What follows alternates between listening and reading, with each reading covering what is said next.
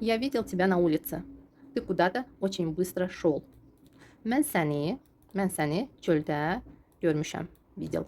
Görmüşəm, şamışəm əgər biz belə bir şəkillərdən istifadə edirsə, o zaman biz davam edici formadan istifadə edirik. Video keçmiş zamanda, keçmiş davam edici formada. Belə bir vacib məqamı. Ya увидел тебя на улице də demək olar. Sadəcə burada biz ardını da deyirik və bir anda görməmisiniz. Onu görüb və ona baxmağa davam etmisiniz.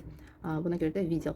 Daha çox davam edici formadan istifadə edirik bu fikirdə deyiriksə. Sən harasa çox tez gedirdin. Deyib, kуда-то очень быстро шел. Sən harasa çox tez gedirdin. Başqa cür də demək olar. Торопливо шел. Торопливо шел. Tələsərək gedirdin. Tələsərək торопливо deməkdir. Yadınızda saxlayın, yeni sözdür sizin üçün. Торопливо tələsərək. Tələsərək nəsə edirdisə, burada başqa bir feildə istifadə etmək olar. Торопливо делал, tələsərək edirdin. Торопливо шел, tələsərək gedirdin. Sən harasa tələsərək gedirdin. Tələsərək, торопливо. Он обеспечивает нас всем необходимым. Dostlar, videonu fasiləyə qoyun və çalışın özünüz tərcümə edəsiniz. Çünki bu videolar məhz məşq üçün videolarda və inanıram ki, artıq siz bunların hamısını öyrənmisiniz. Bütün feilləri, bütün zamanlarda öyrənmisiniz və artıq asanlıqla bu cümlələri tərcümə etməyi bacarırsınız. Burada yeni nəsə olarsa mən sizə deyirəm, başa salıram, görürsünüz, qeyd edirəm. Amma bu cümlələr, baxın, əgər sadəcə yazıramsa, belə qeydlər etmirəmsə, bu cümlələri biz artıq keçmişik, tərcümə etmişik. Hər bir sözü siz artıq bilirsiniz. Он обеспечивает нас всем необходимым. O bizi lazım olan hər şeylə təmin edir. Обеспечивает. Biz ümumiyyətlə deyirik, o zaman biz indiki zamandan feil istifadə edirik. Feil indiki zamandadır. Государство обеспечило его хорошей пенсией. Dövlət onu yaxşı pensiya ilə təmin etdi. Обеспечило orta cinsdədir. Çünki государство, dövlət orta cinsdədir rus dilində. Когда вы приедете? Siz nə zaman gələcəksiniz? Nə vaxt gələcəksiniz? Думаю, мы приедем очень поздно. Fikirləşirəm, biz çox gec gələcəyik. Приедем sadəcə nəqliyyatla nəzərdə tutulur, amma yenə də ana dilimizdə tərcümə edərkən hər iki halda biz gələcək deyəcəyik. Я ехал 6 часов и поэтому сильно устал. Mən 6 saat yol gəlmişəm, buna görə çox yoruldum.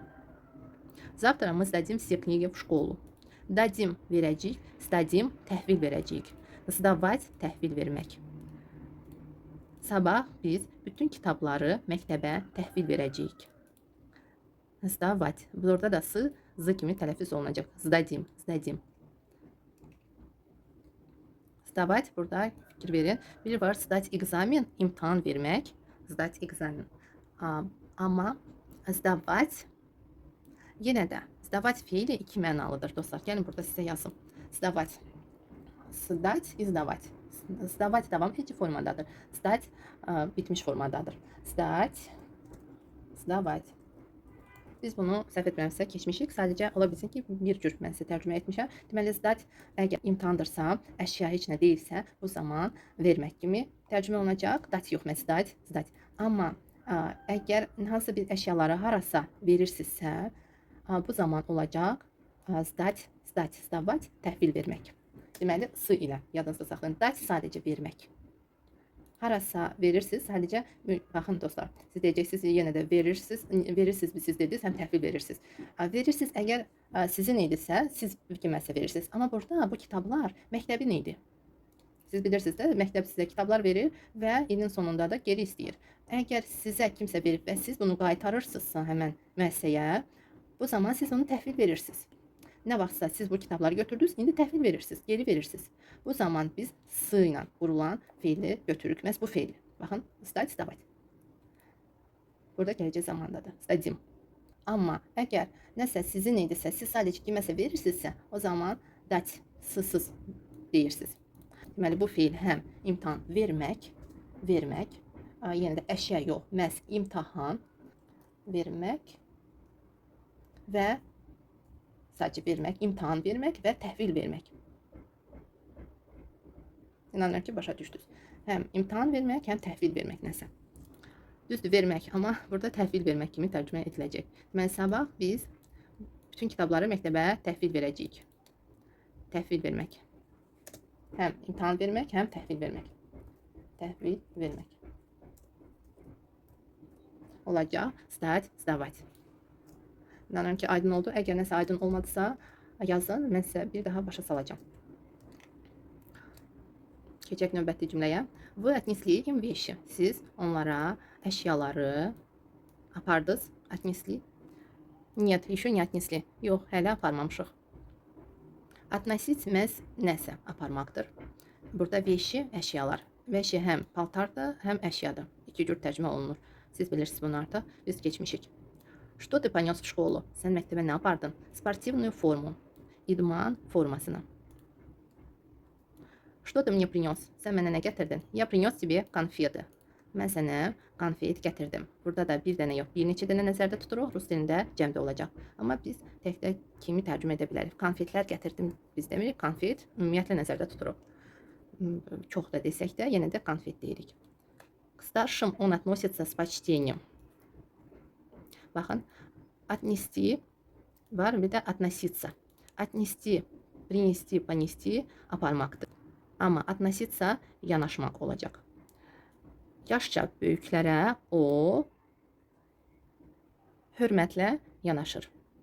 С почтением hörmətlə. Относится yanaşır. Отнести и относиться. Yəni yazım sizin üçün. Отнести bu feil dəyişilməz formadadır. Отнести, относить davam edici forması da var. Ola bilsin ki davam edici formayla biraz səhv salasınız. Относить. Bu aparmaq deməkdir. Aparmaq. Burada qeyd edəsiniz. Burada siz özünüz qeyd edin. Bir də var относиться. Относиться yanaşmaq. Относиться fikir verin. Относить burada si yoxdur. Davam edici formada. Olacaq aparmaq davam edici formada. Amma относиться artıq sia ilə olur və yanaşmaq kimi tərcümə olunacaq. Yanaşmaq, относиться, отнести, относить, aparmaq. Зачем ты относишься к нему так грубо? Относишься indiki zamandadır. Niyə sən ona, к нему, ona qarşı kimi deyilir, amma ona tərcümə edilir. Ona belə kobud yanaşırsan. Niyə sən ona belə kobud yanaşırsan? Və yaxud ona qarşı belə kobud yanaşırsan. К нему, ona qarşı da deyə bilərik. Он первый мне нагрубил. O məni birinci kobudladı. O birinci məni kobudladı. Burada siz deyəcəksiniz, niyə məni biz tərcümə edirik? Меня deyil, məhz mniedir. Bu feillə, nagrubit feillə biz мне deyəcəyik. Мне нагрубить, тебе нагрубить, ему нагрубить. Mənə kobudlamaq, ona qarşı elə bil ki, buna görə də baxın, buna görə də мне deyəcəyik. Меня yox. Меня позвал, məni çağırdı, amma mənə kobudladı. Belə. Mənə kobudladı, belə deyək də, bu cür.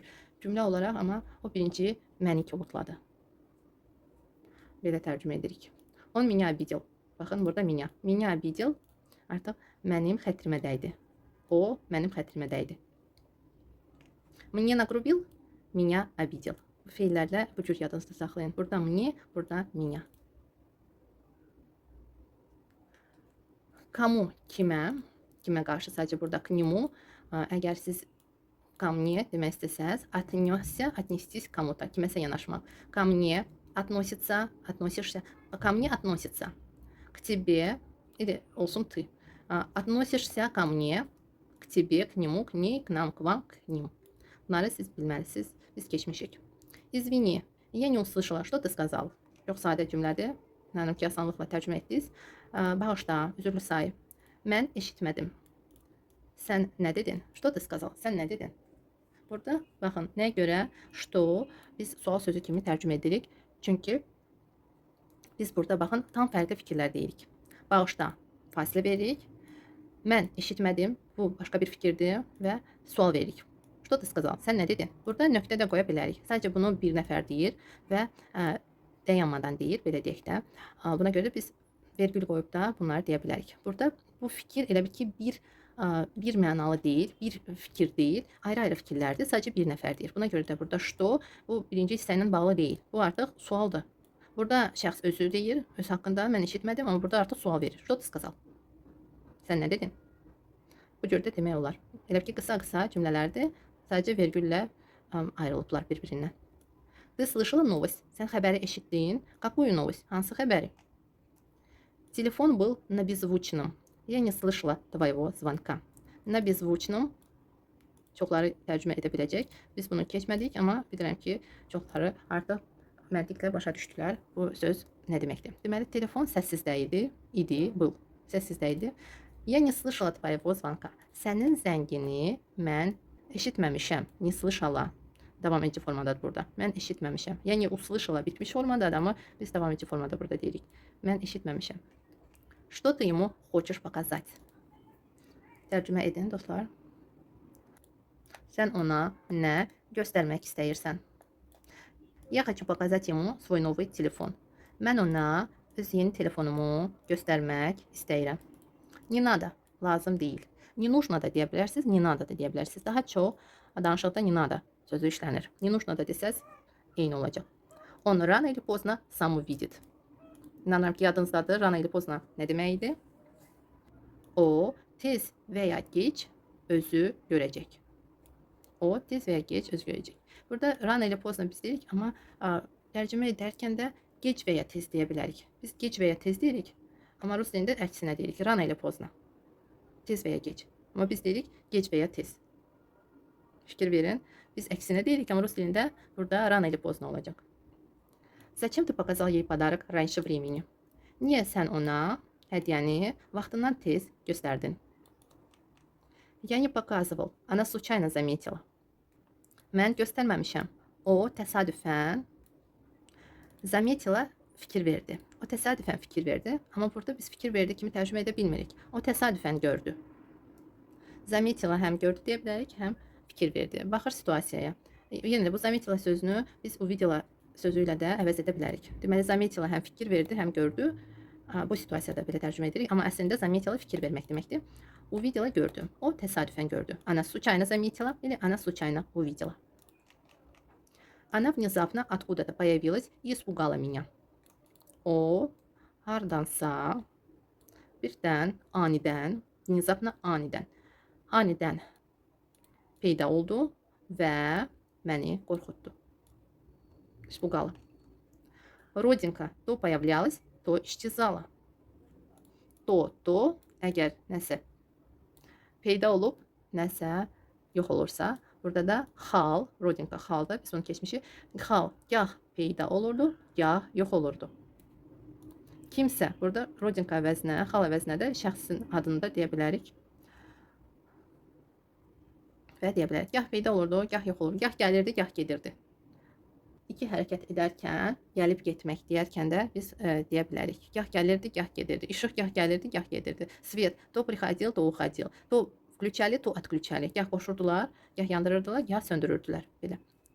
Он собрал все свои вещи и съехал. O bütün əşyalarını yığdı və getdi. Съехал burada əşyalarını götürüb çıxıb getmək nəzərdə tutulur və rus dilində bu feillə ifadə olunur. Съехал burada şəxs kişi cinsindədir.